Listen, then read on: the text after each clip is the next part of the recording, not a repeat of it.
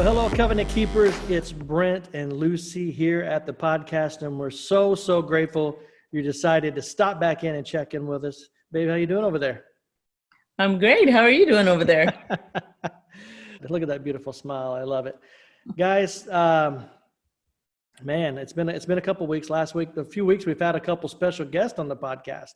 So we had Kiwana Thomas with her husband, David, which was set for increased financial strategy and planning. Go check them out if you haven't had a chance on, I think it's last week's podcast. And a couple weeks ago, we also had Josh Corbin, who was a mortgage specialist. Is that right? Yes. Also, and you can go check his stuff out that we had there. We're trying to provide more resources and things for our listeners, guys, because we don't want to just get on here and just talk to talk. We're here because we are trying to impact the kingdom of God, for his honor and for his glory. And doing that is talking about some of these topics and subjects that we're all dealing with on a daily basis. So before we started the podcast, Lucy and I were in prayer and we were talking like, man, what's the topic of the day that God's been putting on our hearts? And like everybody out there, like we always talk about what we're seeing, what we're experiencing, and a lot of news and a lot of information we've been seeing lately is this Netflix special. I don't know if it's a special, a movie, a document. Do you know what it is, babe? I don't even know what it is because we didn't watch it. I had no desire to watch it. Of course, even the stuff you don't desire to watch because you're on social media from time to time, you come across some of the stuff and I don't know, some of it, it's shocking to see that there is material like this in our day and age that it's okay for people to put on TV. Exactly. And then the special that we're talking about was don't call it special. I don't even want to call it special. Netflix program. Okay. Something that Netflix has on their streaming service, which is I don't know what it is. I don't know how to describe it. It's called Cuties. I'll just give you the title. And this is not a plug. Once you say that, people are going to know exactly what you're talking about. Because even the folks that have no desire to watch it have heard about it from somebody. Well, I'm sure a family, a friend, on the news. You've seen something petitioning, trying to get people to cancel Netflix. Don't watch the show. And this is, guys, we're not plugging the show whatsoever. Okay. No. We're not saying to go out and watch it. But the point that we're making is that this is some of the content that is trying to infiltrate your homes, right? Trying to infiltrate your family. But not watching it doesn't mean we don't need to be aware of what is out there. Right. Be aware of what is influencing your children on a daily basis. Because if you're like us, like we have kids, young kids that still live in the house. I mean, we have 5 kids altogether, but we have 2 that still live full time with us in the house. 9, now he's 9 and 15. 2 sides of the spectrum. We don't have cable, but we do have some streaming services in the house, which we tried to monitor. We've put passcodes on. It's not a free game, but still knowing what is accessible to them when they do hit the power on button. And again, I always like to say, because I know just because we filter certain programs and programming in our home doesn't mean our kids aren't going to come into contact with other kids in school that are allowed to view programs that they're not. And we have come into contact with in situations where our kids are like, well, so-and-so watched this and so-and-so told me about this. Right. So yes, we are the gatekeepers of our home. We are the ones that set the standards, right, for our kids before they go out into school, into social settings, into the world. So we are the ones that God has placed in their lives for teaching, for impacting, for influencing. That's good. And that's exactly what it is. Your children need parents. Let's just call it what it is. Children need parents just like we need guidelines and restrictions in our lives. I know we have freedoms in this world, but we're still not free to do whatever we want to do and not have consequences. Okay. So all this stuff's going on in media and society. And guys, again, you've probably contacted us, probably nothing new. But a few days ago, one of our family members emailed us because some information, because they know our how would you say it? Well, but before we get into that, Yeah, I know we started talking about this show, right. um, and certain people sharing certain, like a clip that has been circulating Mm, social media that right. really, I'm not a big sit in front of the phone and go through social media for too long, ever, never been. Sometimes I go days without going on there, but I came across it one day and it literally, like, I almost fell out of my chair. That because these kids that are in this show, Mm. parents had to give permission to allow their kids to be in that show. Well, you got to say what the clip is you saw, because people Well, aren't going to know what was it allowed. was it was little girls. One little girl kind of looked like recording another little girl. Just I I don't know if it was a dance or she's performing in some kind of way, but It's it's provocative. sexual in nature. Yes. And I just, like, I wanted to cry. Personally, it just grieved my spirit because it just, like, blows me away that some of this stuff is available just by you turning your TV on, Mm. and that there are parents out there that allowed for this to happen because these kids they're somebody's kids. Mm. And it's like, wake up, parents, please. Mm. Well, what about, babe? Okay, we've seen the cuties, and that thing has been punting on. And there's the clip that I saw, it looked like little girls were provocative dancing. That didn't look appropriate for age at all. Dressed No, properly, that's not any of that stuff. period. But then we had another family member says, "Hey, have you seen this video on TikTok of these two girls, Oh gosh. right, dancing to this song, which is by this other artist, which I don't even say the name, but it's a very provocative song. But these two young, and what are they, 12, 13, babe, would you say? Yeah. Roughly 12, 13-year-old girls in the middle of the street dancing provocative, similar to what these other girls were doing. But it's like a challenge that's on TikTok. And these two girls were out on a street, like, where everybody can see. Mm. I just, it grieves my spirit because we have young kids still that are now having to live their young years in this space that we're in today. And that's the thing, is that, guys, this is just not in Hollywood on the television. These are your neighbors. These are daughters and sons of your neighbors. And could potentially be friends of your kids or our kids. You know what I I was mean? going to Like, say, it literally, if we weren't on top of it, it could have been our own kids. We're not being naive. It could literally be happening under your roof. And if you're not aware of what's happening and going on, it literally will be taking place under your roof. it's mind blowing, but this podcast is more to just bring awareness. Mhm. Again, it feels like we're doing this a lot, bringing awareness to parents, to moms and dads. Like, pay attention. Pay attention. Sometimes we're thinking because our kids are 9, 10, 11 that they're just doing innocent stuff. Mm-hmm.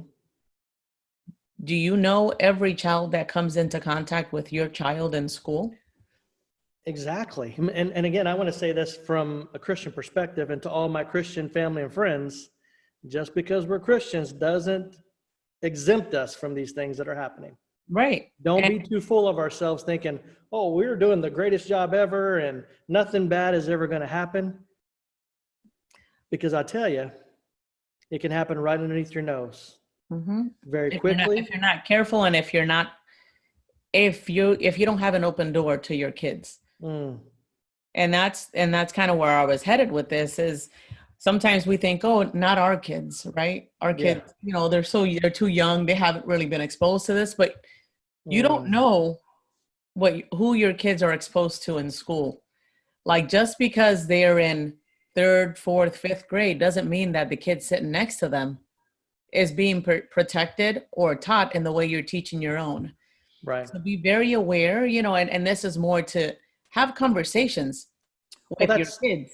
to find out who they're in contact with, what's the big topic of the day, and make it so they don't feel threatened to come talk to you. That's You important. know, make it safe, because there is just so much coming down the pipe. Like I know you mentioned this article Yes. that somebody sent us, a family member sent us, and again, one of those things that you get and you're like, oh, Jesus, take us now, because I can't even believe that that this is going to be something that could potentially come into every public school out there. And that's what I want to say at the start of this.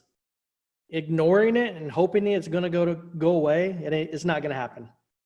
This is what we're facing every single day, and we have to be prepared and ready for the battle that's at hand. I can go dig a hole and stick my head in it and hope and pray, and there's nothing wrong with praying. I'm a very advocate of prayer. But there comes a time when we have to stand at the door and defend our family. And this is one of those situations that we need to be aware and be well equipped to defend it. Okay? Now, the article that we got that you're talking about, it comes from an author, Kathy Roos, and she's with Family Research Council in Washington, D.C. And the title of the article that we got was Sex Education in Public Schools. Okay. Yes. Guys, sex education in public schools. Real quick, because I was just going to say, everybody I'm sure that is listening to this remembers that time in school where they would send a letter home. Yep. Right? To your parents, asking for permission to be able to teach sex education at, a certain time.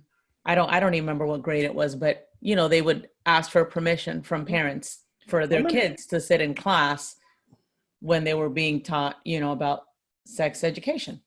Well, for myself, I knew it was in elementary school. Yeah. Now, where I went to school, you were in elementary school up until 6th grade. I don't know if it was that same way for you. I'm from the Midwest, so we kind of take it a little bit further, I think. Do you remember? I think 6th grade was considered like middle school by, when I was going into middle school. We're not that far apart, babe. We're like, what, 3.5, 4 years? 4 years. Okay. So back in the 80s, I was in middle school. I was in grade school.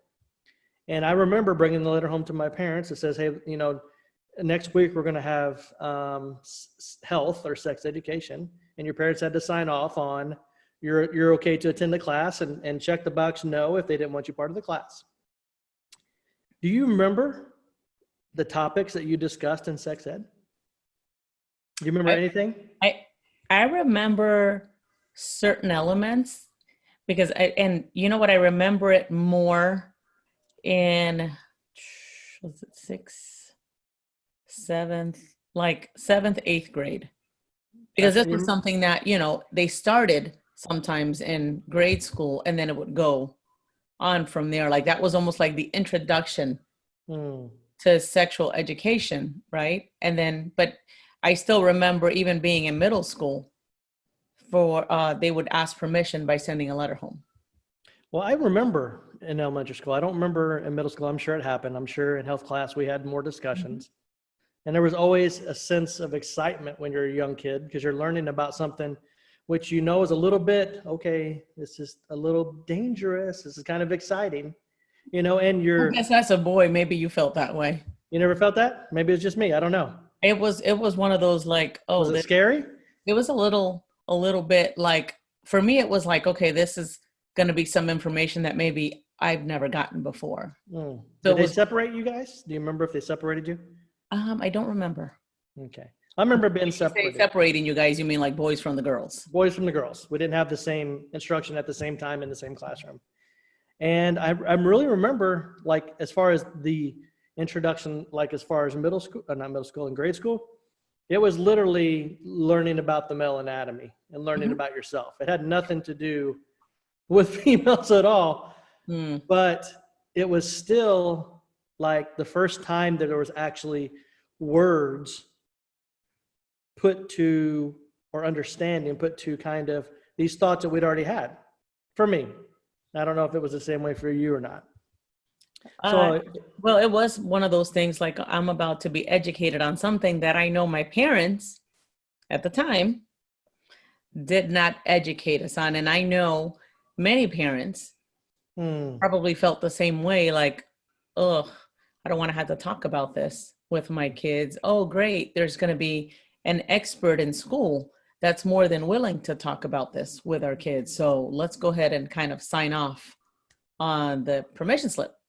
Right. well, even as far as I can remember, and again, this has been many years ago, I never remember my parents discussing anything about it with me. Like I remember taking the letter to and fro, but I don't remember, they never said, hey, let me know what they're teaching you, or hey, let me know what you guys are discussing. It was literally well, it was one of those things where they probably didn't feel comfortable, right? And of course, that also is probably because of the way they were brought up, right? That they didn't have that comfort level discussing anything that had to do with sex. So I'm sure it was very appealing to them. Okay, somebody else is going to step in here, right, to teach my kids some of these things they need to know that I don't feel comfortable doing.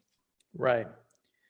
And that's one of the first topics when we went into the PDF that stood out to us, that reminded us of some of these things. Again, guys, if you're not looking at this, if you're not seeking this stuff out, it's not going to be on the forefront of your mind. You're not going to be intentional about it. But again, as you see it in black and white, it starts to awaken some things. And that's kind of what the podcast is meant to do today, to awaken some of those thoughts and things that you may have not had, or maybe you have had, but you want a little more direction with. Because one of the first topics it says here, it says, as a nation, we have outsourced sex ed. So which means is we've literally taken it out of the home and handed it over to strangers. Teach my children. Educate my children. And in essence, about this topic that will shape them in some sort of way. And it's crazy because I'm sure back then our parents weren't thinking that. No. Right? But today, seeing how kids have been shaped into adults, and adults that think, some of these adults, like the adults that put this movie together, Netflix, like those adults were kids once upon a time. Somewhere along the way, for whatever reason, they thought it was okay to put something out like this. Yeah. Right? And a lot of what we bring to the world as adults comes from the way we were raised. Like, we know this. But this part right here, educating our kids about sex, is a huge part of who they become. Right? And I know some parents think, oh, you know what? Like my kid's only like 10, 11, 12. Like they're too innocent right now. I don't even want to put those thoughts in their mind right now. And I get that. I get those thoughts in parents. Like I understand where that mindset would come from. Well, I'm gonna read this a little quote out of here, because it kind of sums up what you're saying. I think it's important for people to hear it. It says, frankly, most parents really don't want to have these awkward conversations with their children. Parents instinctively don't want to disturb the natural innocence and the sexual latency period before puberty. So in essence, we don't want to rock the boat, right? Because in essence, it's not even about, it is about the kids, but really it's about us. If you think about it, it's about the parent. I don't feel comfortable. I don't feel equipped. I don't feel ready to have this. So I just won't do it. Well, and it's because, a lot of them feel these are my babies. Like they're likely not looking at any of this stuff. Like they're super innocent right now. I've heard parents tell me this. However, again, do you know who your kids sit next to in class? Do you know who they talk to when they're having lunch? Parents out there, like, I want to scream it from the rooftops. You don't know what your kids' friends are being taught at home. Right. You're not there 24/7. Mm. The only ones that you truly can influence and impact the most are your kids because you have them at home. Right. Now, if we allow strangers, essentially, because these are strangers coming into our kids' schools to teach them about these super delicate and important topics that we should be talking to our kids about, like, how does that feel okay to you? Do you know exactly what's going to be taught? Because that's what this article is really about, is trying to make parents aware of how these things are going to come almost incognito into your kids' school, Right. covered up with other elements, but essentially almost over sexualizing your child at a very young age with some of the information they're going to be introducing. Now, I'm not saying this is at every public school. Right. And I don't know if were you going to attach this? Yeah, I'm going to attach it somewhere so people actually can go look at it. And go I'll look have the at it. link. Yeah. for Yeah, sure. but parents, like, get ready when you read this, because your mind's going to be blown, because some of these things are already being taught in certain states, and there are parents fighting it because their minds have been blown. By the time that they realize what's being taught, their kids have already been exposed to some of this curriculum that they're talking about incorporating in school sex ed. Right. And in some of the places it is, where we're at in Florida, it doesn't appear that it's here now, but it is in most of the states that some of our listeners are on this list. Okay. And again, guys, it's about being ahead of the game. It's like being proactive, not reactive in these situations, especially when it comes to sex education with your children. We're always, if you've listened to the podcast at all, you've heard us say foundation, foundation, foundation a million times. Foundation is also important in the sex education of your children, because the first teaching, the first thing they're learning about it will start to build that foundation. Then all the other information that they acquire through their lives, they will weigh up against the foundation that has been laid. So if we're not there teaching them healthy, godly sex education, right? We haven't even talked about as far as godly sexuality, which is very important. The world will tell them, and it will be, I promise you, it will be upside down to what God says it is. I.e., I want to take up a couple of these things off the top of this list. And you guys, again, we're going to put it in the link so you can go check it out yourselves. It says, do you know that? And this is point number one of the points. Some public schools teach children they can be born in the wrong body. Think about this. Someone teaching your children that they could be born in the wrong body, i.e., right? The doctor puts male gender on your birth certificate, but then someone telling you that, you don't identify as a male. They may have done that wrong. You could be a female. And them teaching them this and indoctrinating this thought process. And as we know, for children, is studying psychology and child development, confusing time, 100%. Now you start giving them more information that makes it more confusing, where they can't even identify, I look like this, but I feel like this, so I must be this or that, without clear direction. You are setting things up for a catastrophic fall. It's sad in understanding child development. Just even introducing these ideas to young children, like, kids don't understand gray. They understand either black or white. If you introduce gray into their life, I believe that's where anxiety starts to set in, right? Depression. You're setting them up for all these mental health issues later, because somebody is going to introduce an idea to them that maybe in their mind, like, it wasn't even there to begin with. Now, I understand, because I read through the whole article. It's a little long, so get ready for that. I understand why there are certain individuals that feel this is necessary. And I'm going to put that, in air quotes, that they feel like this is necessary to put into a curriculum in school because they're thinking more along the lines of, you know what, we need to help everybody accept everybody for who they feel they are, who they think they are, the way that they think. They're trying to remove that whole bullying element of some kids treating others in a wrong way because they identify as being gay or, lesbian. Like, I get that. Nobody should be treated less than the other person. We're all equal under God. Yes. He made us all uniquely, but we're all equal under his eyes, right? He loves us all.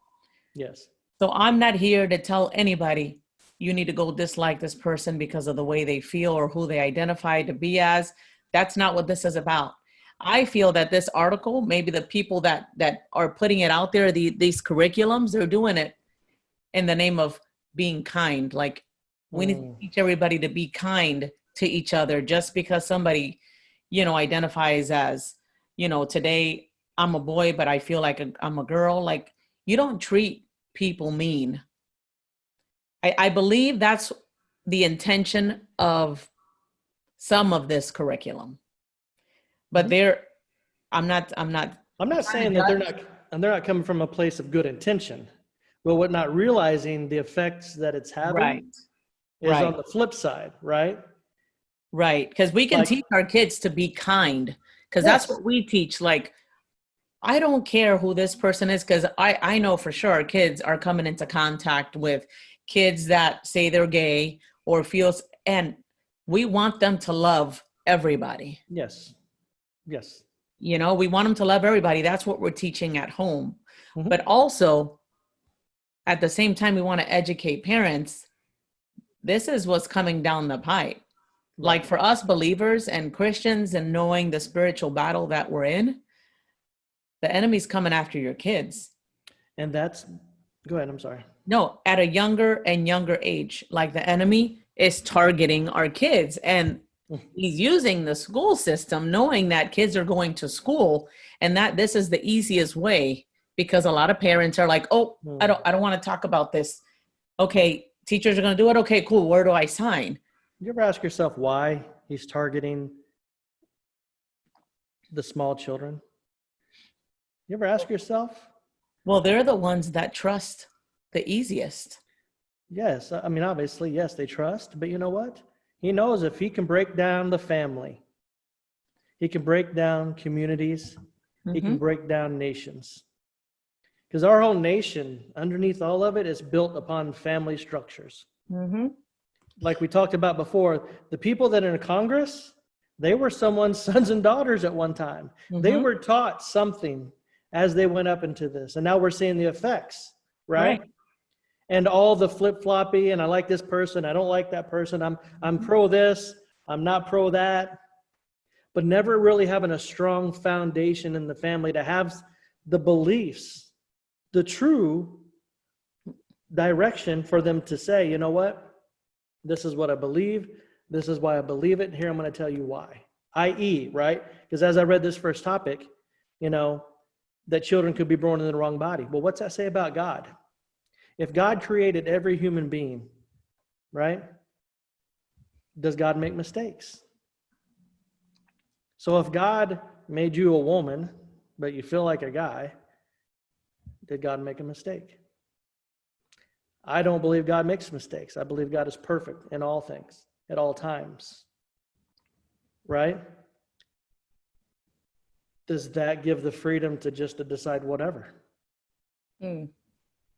It's scary. And I can just thinking about kids, young kids going into their teenage years, that's a very confusing time for them already. Yes. And trying to find themselves and trying to identify, okay, who am I? Like, what's my purpose? What am I supposed to, impart in this world? Like, those are all confusing questions for kids when they're, groups of kids saying, hey, you should be like us. Hey, you don't fit in here, but you fit in there. There are already so many voices trying to speak into them. That's why it's important for parents to be the main voices speaking into your kids, Mm. and making sure like you're having those dinner time conversations with your kids, trying to pull back the curtain on their days in school. Some parents are like, oh, I don't want to have those conversations with my kids. It's so annoying to hear them talk. And I get it. It's kid talk. You're not a kid anymore. So sometimes parents are like, oh, okay, let's talk about something that I want to talk about. Mm. But it is so important to leave that door open for your kids to feel comfortable bringing some of these topics. Like if they do come across some of this curriculum, because when you read this article, you're going to see that some of these folks are thinking, hey, so parents don't say no. Let's just not tell them when this is happening in school, when we're going to educate their kids about this. So that way they don't have an opt-out option. Mm. Like that's part of this article. It's in there. Well, that goes to the question. Anything that we feel like we have to hide, the question would be why? Right. Why do you feel like you have to hide it? Right. Why would people in school feel that they have to hide something from these kids' parents? That should be a red flag. Oh my gosh. Again, I'm kind of perusing through the article as you're talking, and I'm looking at the headings. I'm not getting down into the nitty gritty because, the audience should go read for themselves and make their own decisions. Oh, for sure. This point here that we're talking about, right?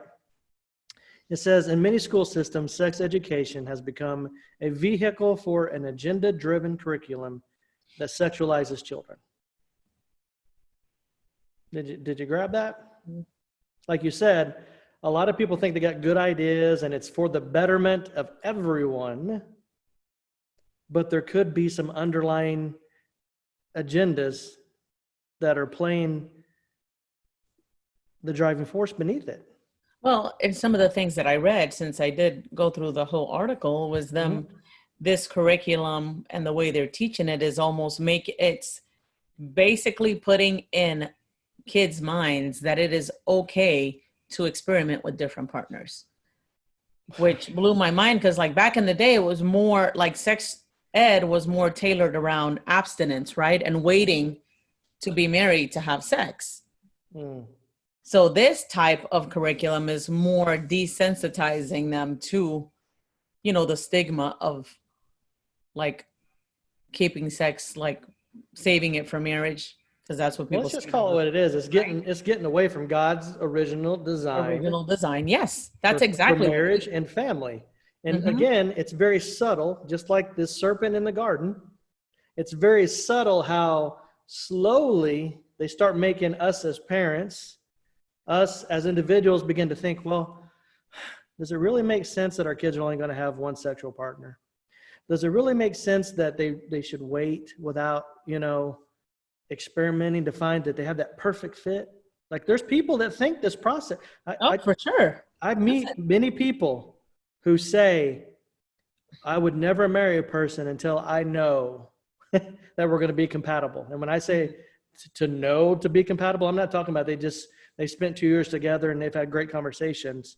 It means that, hey, I need to lie with this person and have sex with them to make sure we're going to be sexually compatible. Right.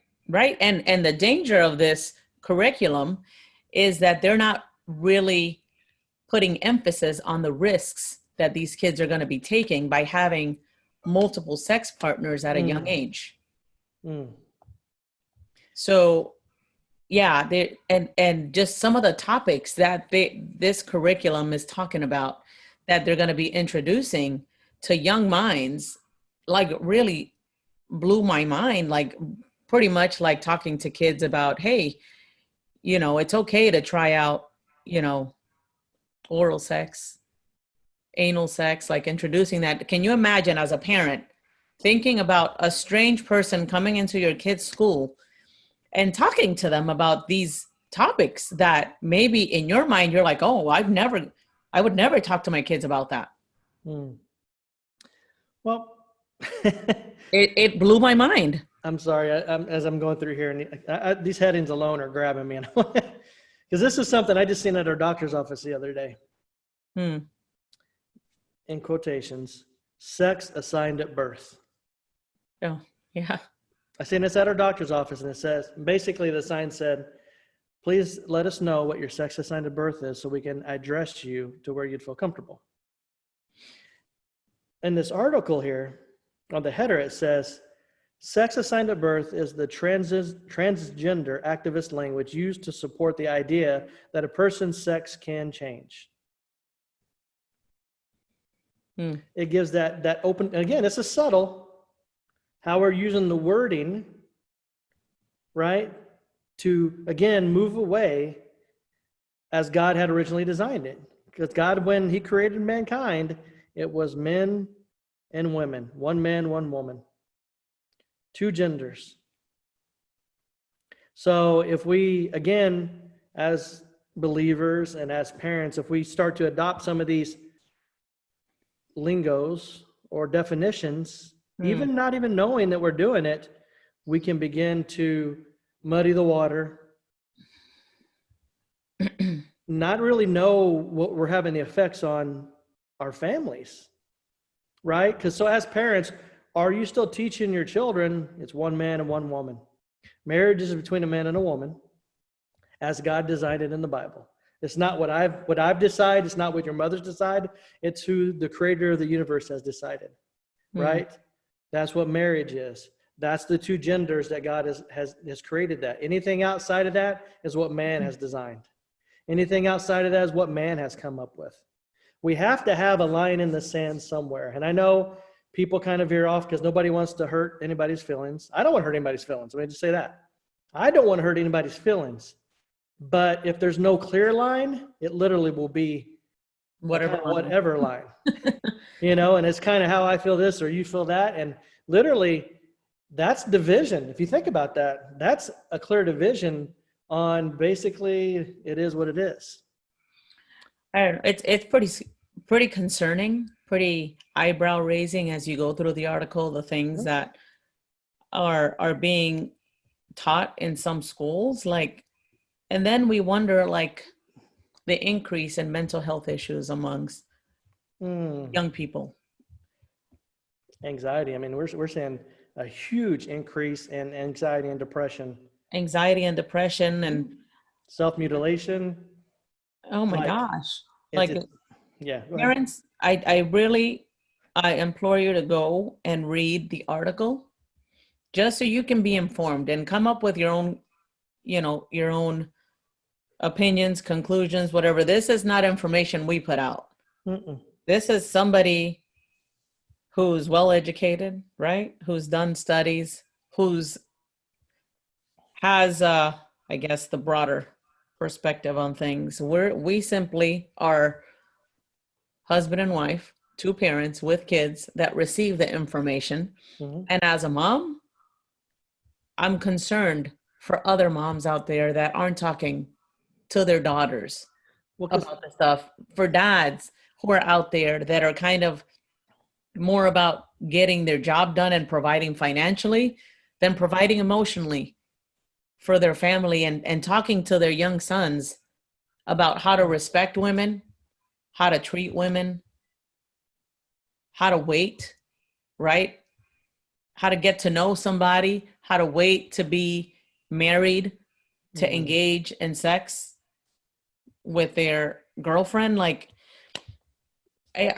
don't even, I don't even know what to say anymore, because you don't know what you don't know. Right? And a lot of this stuff is not going to just fall on your lap if you're not intentionally out looking for it. Like this research and stuff that we're sharing, it's been out there. It's not new. Yeah. But if you're not plugged in and you're not looking for it, the chances of it just falling on your doorstep are very unlikely. Right? It got sent to us from a family member because they know what we're about. We're very vocal on what we believe and why we believe it. Right? We stand up. We stand on God's word. Well, that's what we're teaching our kids. That is the standard in our home. It is. And letting them know, guys, we didn't come up with the things we're teaching you. This is what God says. From the beginning of time. Right. So teaching our kids that is important for us because we know that they, like you mentioned, they have a foundation. They have something that they're going to weigh the other stuff against. This is what mom and dad have been teaching us, because this might blow your mind, but we have been talking to our kids in some way, shape, or form about their, Healthy sexuality. yes, from a very young age, Mm-hmm. because we knew that they were going to be coming into contact with other kids that were being taught differently. So we didn't want them, their first experience in having a sex talk, to be with a second, third grader Mm. that they're understanding based on whatever they've learned. You know, because kids are going to be very anxious, right, to tell somebody something that they just saw or learned Yes. that blew their mind. 100%. Yep. You know, and that's why it's important to know who your kids hang out with, know who your kids are talking to. Like, I know for our 9-year-old son, he'll come and tell us, hey, this is my best friend. This is, you know, and he'll, you know, I won't share names, but, you know, he comes home and he shares his best friend's name and what they talk about. Mm-hmm. Every day we're having different conversations. And sometimes it's some of those conversations that you're like, okay, is this conversation ever going to end? Because, you know, that young age, sometimes they're just talking about random stuff. However, we never stopped him from talking and telling us about his day because it makes him feel safe. And like nobody's going to make fun of what he has to say. Right. He feels valued. He feels important. And mom and dad are giving him space to speak. Love, acceptance, and significance. Yes. Three needs that every human being needs to have.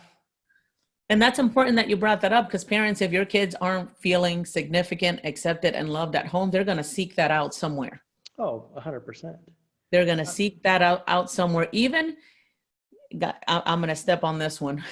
Even if your teenage daughter or son is coming home saying, I think I'm gay, that is never a reason for you to turn your back on your teenage son or daughter. Well, that's not what God shows us. No, God says he will never leave us and he'll never forsake us, which means he'll never turn his heart against us. Guys, and let's just be honest, we're all sinners, saved by grace, but we're imperfect people in this world. Like, we're not doing everything as good as we think we are, as God calls us to do every day. That standard is way too high that we can't do without God's help and the help of the Holy Spirit. So when our child comes home, we're supposed to be the reflection of God to our children. Right. And that's where God says he corrects his children because he loves them, or he disciplines his children because he loves them. And that's consequences, guys. That's consequences for our children, because, i.e., when you've brought it up. So if one of our children comes home and says, hey, I think I'm attracted to someone of the same sex, or I'm gay, or whatever the case may be, still called to love them. Yep. Still called to parent them. Yep. Still called to guide them. Mm-hmm. To have a conversation. You know what? Have a conversation with your kid when they come home with, hey, I think I'm gay, or yeah.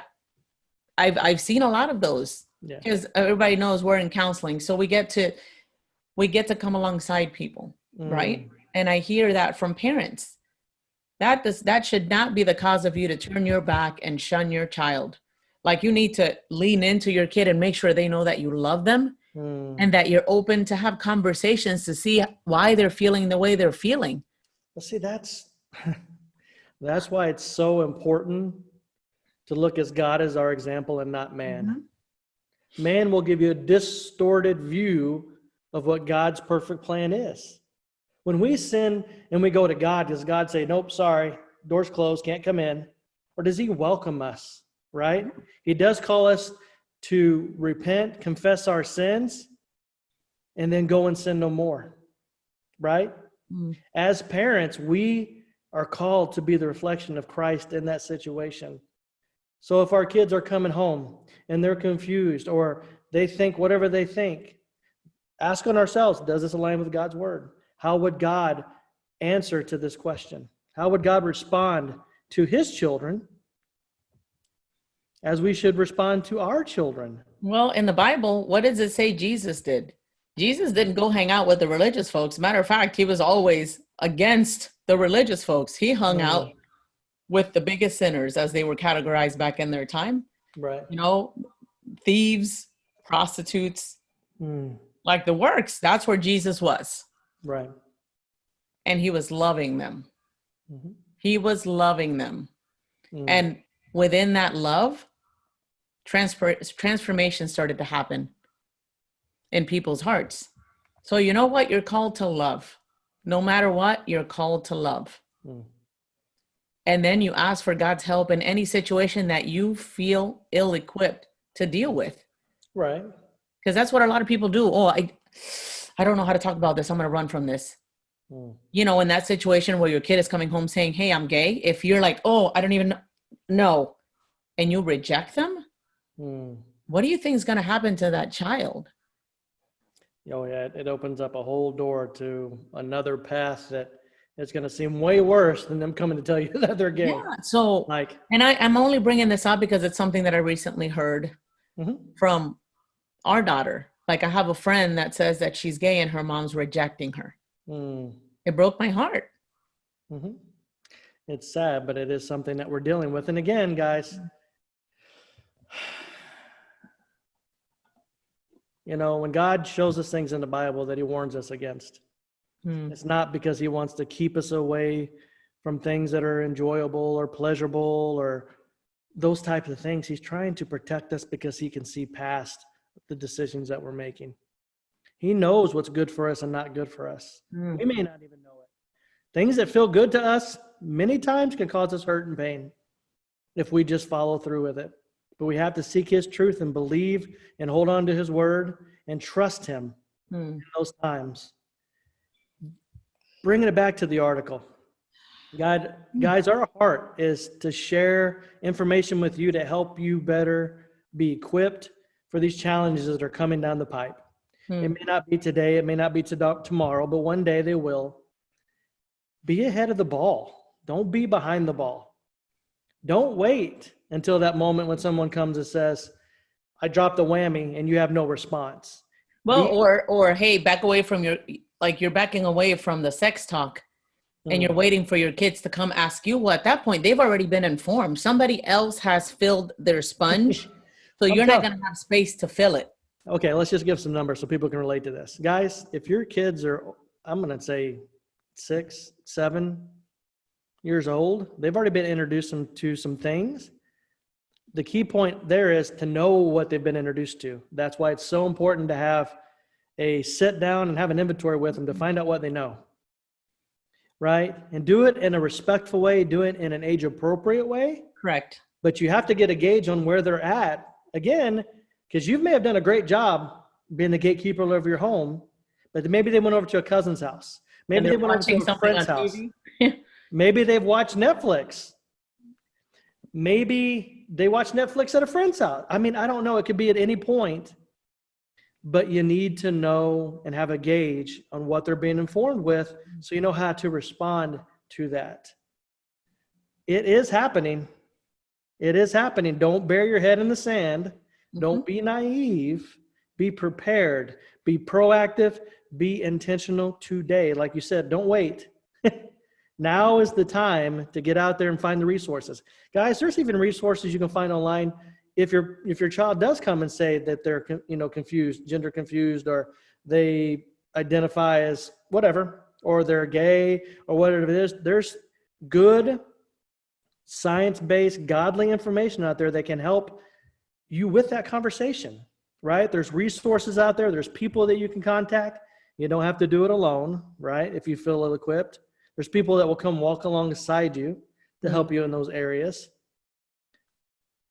But don't be naive. Well, the key point is, parents, educate yourselves. If you don't feel equipped, go educate yourselves. But equip yourselves to be able to walk alongside your kids. Because guess what? Your kids grow up to be the adults that go out into the world.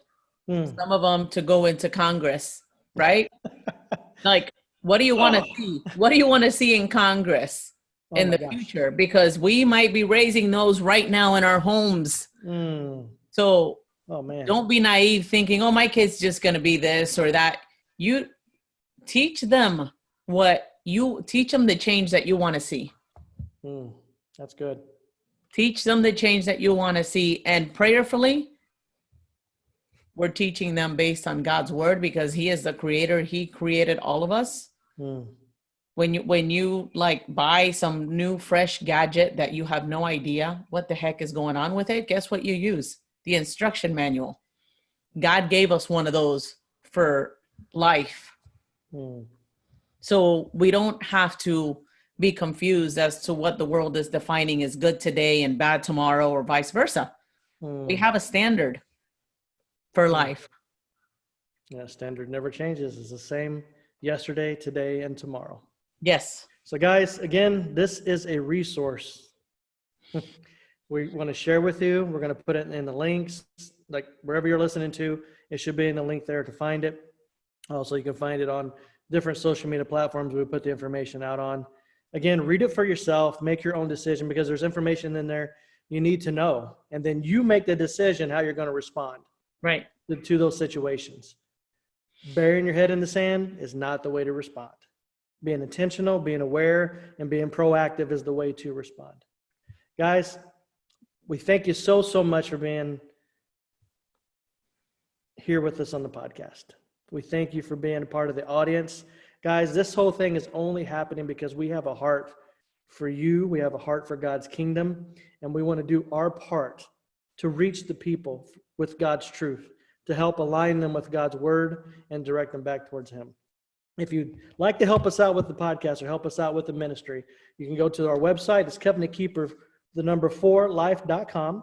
You can donate there. We have our Covenant Keeper gear that we just put back up there. So you can get the shirts, the Covenant Keeper shirt, one like the wife is wearing there. It has the mission statement on the back, that basically defines the whole mission behind Covenant Keepers, guys. We're living for God. We're living for marriage. We're living to transform families, which transform communities, which transforms the world under a kingdom-driven civilization with one king. And that's our Lord Jesus Christ. Guys, we thank you. We love you. We'll see you next week.